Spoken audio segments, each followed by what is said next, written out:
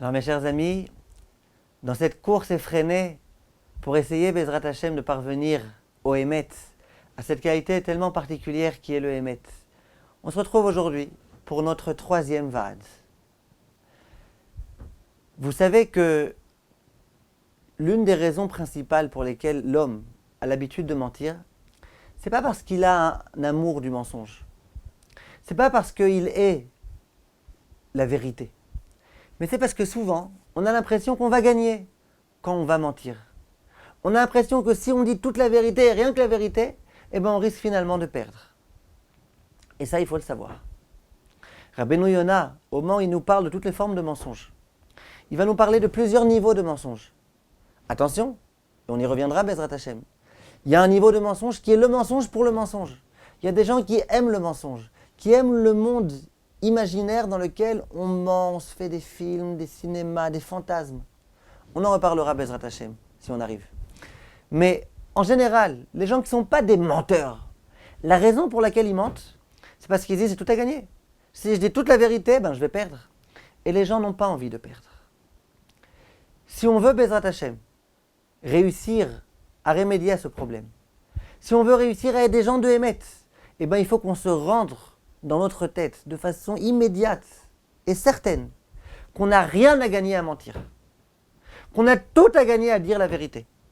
On va essayer de le prouver, on va essayer de le montrer avec quelques enseignements de nos maîtres, avec quelques exemples concrets et précis, mais c'est ça l'idée qu'il faut qu'on rentre dans notre tête. Vous savez que le mot Emet, vérité, il est constitué de la lettre Aleph, de la lettre Mem et de la lettre Tav. Ces trois lettres-là, elles tiennent bien, elles ont une assise. Le Aleph, il a 2 pieds. Le Mem, lui, carrément, il est vraiment reposé sur un grand pied. Le Tav, il a 2 pieds. Le Emet, c'est quelque chose de stable. Le Emet, c'est quelque chose qui tient, qui se maintient, qui perdure. Par contre, le Sheker, c'est quoi les lettres de Sheker? La première lettre, c'est un Shin. Alors le Shin, c'est comme ça un Spitz. Après, il y a le Kouf. Le Kouf à nouveau, il tient sur un seul pied. Il est vraiment en équilibre instable. Et le Resh à nouveau, il a un seul pied. Le Sheker, il ne se maintient pas. On pense qu'on va gagner en mentant. Le Sheker, il ne peut pas se maintenir. Les gens de mensonge, on ne leur fait pas confiance. Les gens qui sont des gens de Emet, eux, on se repose sur eux, les yeux fermés. Les gens qui commencent à faire tout type d'embrouille, eux, on a bien compris qu'on ne peut pas se reposer sur eux. Et ce qu'ils font, ça ne se maintient pas. Pour vous donner un exemple, au début de la parashat Korach, il est écrit Vaikar Korach, ben Itzar, ben Kehat, ben Lévi. Korach, lorsqu'il a voulu faire la marloquette, on le présente comme étant Korach, le fils de Itzar, le fils de Kehat, le fils de Lévi. Demande Rashi sur place si je ne comprends pas. Si tu commences à m'expliquer c'était le fils de qui et de qui et de qui, et que tu commences à me monter comme ça dans toute l'ascendance, tu n'aurais pas pu aussi me dire c'était qui le père de Lévi? Le père de Lévi, c'est un grand tzaddik qui s'appelait Yaakov Avinu, l'un des patriarches. Tu n'aurais pas pu me dire Korach, ben Itzar, ben Kehat, ben Lévi, ben Yaakov Avinu? Dit Rashi, non. Pourquoi? Et il ramène un midrash dans lequel il est écrit Shebikesh rachamim al atzmo. Yaakov, il a demandé à Kadosh Baruch Hu, il a supplié, s'il te plaît Hachem, Shelo yizacher shemo al machloktam. Lorsque Korach va faire une marloquette, je ne veux pas avoir une seule part. Je ne veux même pas qu'on mentionne mon nom lorsqu'on va mentionner le nom de Korach. Je ne veux avoir aucune part dans la marloquette de Korach. Demande le Maor Vachemech, il dit je ne comprends pas. Yaakov Avinu n'était pas égoïste. S'il a prié pour lui, il a dit Hachem, je ne veux pas avoir de part dans la marloquette de Korach. Il n'aurait pas pu aussi prier pour son fils Lévi et pour son petit-fils. Là, on voit que dans la marloquette de Korach, visiblement, on laisse une petite part, serait-ce qu'infinitésimale, à Lévi, à Itzar, à Kehat. Et celui qui voulait avoir aucune part, c'était Yaakov. Pourquoi? Dit le Maor Vachemech. Yaakov, il savait très bien que sa qualité majeure, c'était le Emet. Ainsi qu'il est écrit, Titen Emet le Yaakov. La qualité fondamentale de Yaakov, primordiale, c'était le Emet, la vérité. Et Yaakov, il savait que la vérité, elle se maintient. La vérité, c'est une épice qui, même mise en toute petite dose, elle fait que tout le plat peut se maintenir. Et Yaakov s'est dit, si Korach, dans la marloquette qu'il fait contre Moshe Rabbeinu, qui est une marloquette qui est complètement mensonge, s'il met ne serait-ce qu'un tout petit peu de Emet, un tout petit peu de Yaakov Avinu. Et bien la marloquette, elle risque de se maintenir et de se maintenir et de se maintenir de façon éternelle. Et je veux surtout pas. Je veux que Korach, s'il fait cette marloquette, et ben qu'il en finisse avec cette marloquette. Que cette marloquette, elle s'arrête. Qu'enfin, il n'y ait plus cette marloquette. Qu'on comprenne que Moshe Rabbeinu, c'est lui qui a raison. Comment faire une telle chose? Dit Yaakov, qui n'est pas du tout de Hémet. Je t'en supplie, Hachem. Si un jour Korach fait la marloquette, qu'il m'oublie, moi. Qu'il oublie ma qualité. Qu'il n'essaye pas de mettre dans cette marloquette ne serait-ce qu'un tout petit peu de Hémet. On voit cette dimension-là du Hémet qui se maintient. Le Hémet, il se maintient. Et celui qui procède du Hémet, il ne perd pas. Quelle est la preuve? Il y a écrit dans la Gemara, dans Masechet Megillah, Vatomer Esther, Ish tsar veoyev aman haraze. Lorsque Achashverosh va s'adresser à Esther, lors de ce grand festin, il y avait Aman qui était présent. Il lui dit, dis-moi, qu'est-ce qui se passe? C'est qui l'homme qui ose vouloir faire du mal à ton peuple? Et à ce moment-là, Esther va dire, Ish tsar veoyev, cet homme-là méchant, cet ennemi, cet homme impitoyable, Aman haraze, ce Aman-là, tellement méchant, tellement mauvais. Et bien la Gemara va dire dans Masechet Megillah Laftet Zayin, je vous lis dans les mots, Amar Rabbi Elazar, Melamed she'aita mechava klape Achashverosh. Elle, Esther, au moment où Achashverosh lui a demandé c'est qui ce monsieur qui veut faire du mal, elle a pris son doigt, elle l'a placé sur Achashverosh.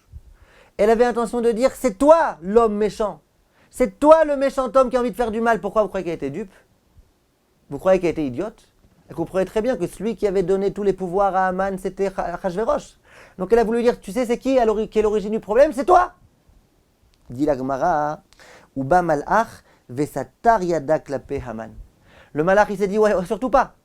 Il a pris sa main, le malach, et il a dirigé vers Haman. Dès qu'elle a vu ce miracle-là, elle a compris immédiatement le message. Elle a dit, Haman harazé. Au lieu de dire Achashverosh harazé, elle a dit Haman harazé. Et Baruch Hashem, tout s'est bien arrangé. Demande le sabbat de Kelem, je ne comprends pas. Qu'est-ce qui lui arrive? Après tellement de jours où ils ont jeûné, etc., ils ont prié et compagnie, elle arrive face à Achashverosh, elle met sa vie en danger, la vie de tout le peuple juif, en disant Achashverosh harazé. Pourquoi elle pensait qu'il serait content d'entendre ce discours? Qu'est-ce qui lui arrivait à elle? Dieu sabbat de Kelem, tu vois d'ici que Esther, c'était une femme de vérité. Elle ne pouvait pas se détourner de la vérité. Elle était obligée de dire c'est toi le méchant. Simplement, quand on dit la vérité, Akadosh Baruch Hu il aide. On ne peut pas perdre d'une exigence de vérité. Qu'est-ce qui s'est passé? Le malach est venu, elle a détourné sa main. Pour qu'elle n'ait surtout pas perdu. De la vérité, Rabotai, on ne perd pas. S'il faut qu'il y ait un malach qui vienne, eh bien il viendra. On ne perd pas de la vérité. Pour vous raconter un exemple un peu plus contemporain qui s'est passé il y a quelques années. Il y a un homme, un juif, qui travaillait dans le papier toilette. C'était un entrepreneur d'une grande entreprise de papier toilette. Et il faisait des papiers toilettes. Maintenant, un peu comme tous ceux qui font les papiers toilettes et tout genre de choses de ce genre-là, qu'est-ce qu'il faisait? Il écrivait en gros sur l'emballage, vous savez, il y a ici, dans ce grand emballage, 1 kilomètre de papier toilette. Mais en fait, un jour, il a fait le calcul, il s'est aperçu qu'il n'y avait pas du tout 1 kilomètre. Il y avait environ 800 mètres de papier toilette. Mais il écrivait en grand, achetez cette marque-là, il y a 1 kilomètre de papier toilette. Un jour, il a entendu un cours sur la gravité du vol. Et on a dit, vous savez, quand on dit à quelqu'un, il y a ici 1 kilomètre, alors qu'en fait il n'y a que 800 mètres, c'est du vol. Quand on dit à quelqu'un qu'on va lui vendre quelque chose de valeur et que ça ne vaut pas de la valeur, c'est du vol, c'est honna, c'est interdit. Il s'est dit, qu'est-ce que je fais maintenant? Qu'est-ce que je fais? J'ai volé tellement de personnes, il y a tellement de gens qui achètent ce papier toilette. Comment je vais rattraper ça? Il a été voir son Rav. Son Rav lui a dit, écoute, je ne sais pas quoi te dire. Tu ne pourras jamais restituer la chose volée aux personnes qui en ont été l'objet. Mais par contre, je te donne un conseil. Dorénavant, au lieu de mettre 800 mètres de papier toilette, non seulement il ne faut pas que tu mettes que 1 kilo, que 1 kilomètre, excusez-moi, mais tu mettras 1 kilomètre 200. Comme ça, en espérant que les mêmes personnes qui ont acheté à l'époque ton papier continuent à acheter.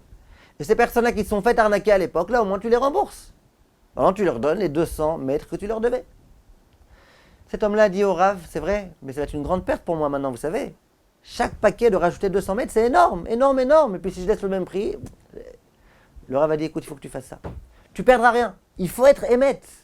Il ne faut pas voler. Il faut rattraper le vol que tu as fait. Bon. Et bien, à partir de ce moment-là, il a écrit dans le paquet qu'il y a 1 kilomètre, mais il mettait 1 kilomètre 200.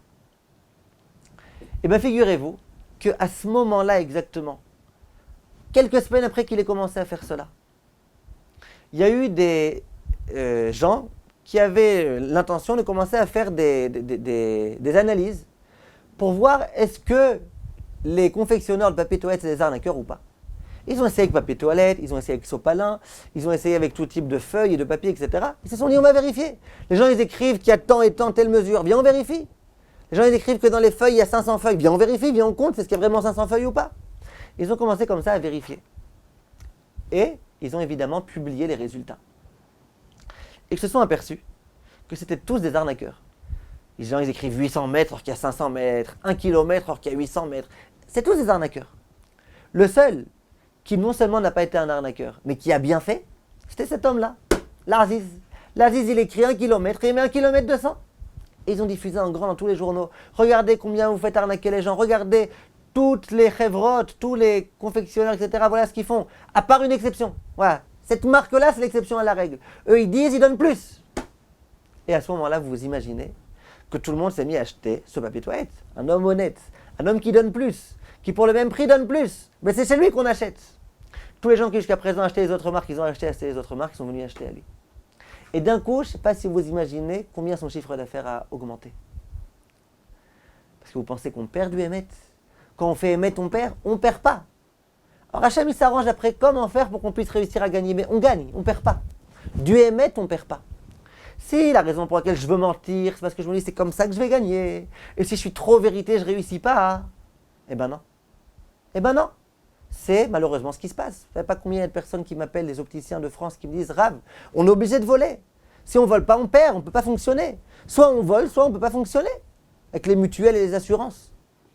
Mais la réponse qu'on doit donner, c'est « Non, tu ne dois pas voler et tu réussiras. » Alors comment Hachem va te faire réussir si tu ne voles pas? T'inquiète pas. Je crois qu'Hachem, il n'a pas de moyens pour te faire réussir. Sois émet. Émet, c'est que tu te comportes comme il faut, de façon droite, avec morale, comme un juif se comporte. Et tu crois que tu vas perdre, tu ne perdras rien. Voilà l'exemple qui a été donné ici.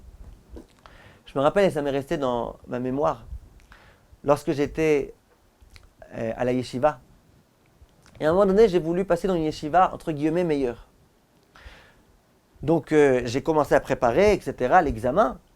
Et puis, je me suis dit, bon, maintenant je vais aller dans cette autre yeshiva. C'est une yeshiva ashkénaze. Maintenant, moi, à ce moment-là, cette époque-là, je gardais cette tzitziot à l'intérieur. Comme les grands rabbanim sfaradim recommandent. J'avais des tzitziot à l'intérieur. Et je savais que j'allais dans une yeshiva où tous les bachouri yeshiva, ils ont des tzitzit à l'extérieur. Ils sortent comme ça, les tzitzit, les franges du tzitzit à l'extérieur. Je me suis dit, qu'est-ce que je fais? Si je vais là-bas au Mifran, le Rosh Yeshiva, il va me voir avec les tzitzit à l'intérieur, il va dire, mais qu'est-ce qu'il fait lui? En plus, il veut venir dans notre yeshiva, il n'y a aucune chance. Alors je me suis dit, je vais sortir mes tzitzit à l'extérieur. Comme ça, au moins, je me donne le plus de chances possible. Le jour de l'examen, j'ai été voir mon Rosh Yeshiva. Je lui ai dit, voilà, regardez, je vais passer un examen maintenant dans telle grande yeshiva, comme vous le savez. Il m'a dit, je te souhaite beaucoup de réussite, Bezrat Hashem, réussis bien.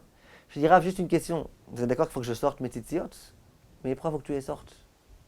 Je lui ai dit, ben, il faut bien que je les sorte, non? Et mon Rosh Yeshiva, il était ashkénaze. Il me dit, mais non, pourquoi tu vas les sortir? Si tu les sors jamais, quoi? Aujourd'hui, tu vas les sortir, qu'est-ce qu'il y a aujourd'hui? Quoi la différence entre aujourd'hui et hier? Je lui ai dit, ben, aujourd'hui, je vais passer un examen dans une yeshiva ashkénaze. Il dit, d'accord, mais tu n'as pas encore été accepté. Quand tu seras accepté là-bas, tout le monde sort les tzitziot, tu les sortiras, mais pourquoi aujourd'hui? Au moment de l'examen, tu veux les sortir? Je dis, mais sinon on n'acceptera pas. Il me dit, ah, comme ça tu penses?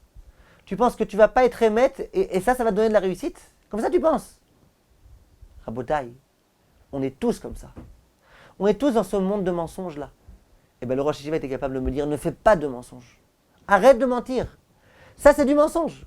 Si tu penses qu'il faut avoir cette tzitziot dedans, tu vas sortir et tu vas faire le beau gosse devant un rave, quoi, pour qu'il t'accepte, mais c'est du mensonge. C'est pas toi-même. Toi-même, c'est d'avoir cette tzitziot dedans. Garde-les dedans, ne les sors pas. Tu crois que tu vas gagner en faisant du mensonge? Eh bien, je peux vous dire que finalement, je n'ai pas été accepté dans cette yeshiva. Et je peux vous dire aussi que rétroactivement, j'ai compris combien c'était pour mon bien de ne pas m'être fait accepter dans cette yeshiva-là et d'être resté dans la yeshiva dans laquelle j'étais au départ. Combien c'était pour mon bien, combien j'ai réussi à bien être formé dans cette yeshiva, et combien si j'avais été dans l'autre, ça n'aurait pas été bon pour moi. Vous pensez qu'on gagne à mentir? Il ne faut pas mentir, il faut être émette. Ça vous paraître un peu naïf? Eh bien c'est comme ça qu'on avance, c'est comme ça qu'on progresse. Vous voulez être émette dans toute votre vie? Ça commence par ces petits détails, ça commence par ces petites choses. Il faut qu'on réussisse à inculquer dans notre tête. Alors bien évidemment, on fera à un moment donné, quand on parlera des autres midotes, on parlera par exemple de la mida de la Emouna. Et à ce moment-là, on essaiera de réfléchir à ça. Comment faire pour comprendre que tout est entre les mains d'Hachem, qu'on n'a rien à gagner à faire ceci, à faire cela. Mais pour l'instant déjà, le travail que je nous invite à effectuer pendant cette semaine à venir, c'est de bien réfléchir à ça. Bien réfléchir à l'idée qu'on n'a rien à perdre. Et à essayer, dans notre vie de tous les jours, chaque jour, de trouver un petit quelque chose que on va faire en étant émette, or que jusqu'à présent on ne le faisait pas parce qu'on avait peur de perdre si on le faisait. Maintenant faisons ce qu'on pense être vrai en n'ayant pas peur de perdre. Et même si au début on a un petit peu peur de perdre, le faire quand même. Faire ce qu'on sait être émette. Alvaï Bezrat Hashem qu'on ait le mérite d'arriver à ces dimensions-là. Kol Tov mes chers amis et à la prochaine.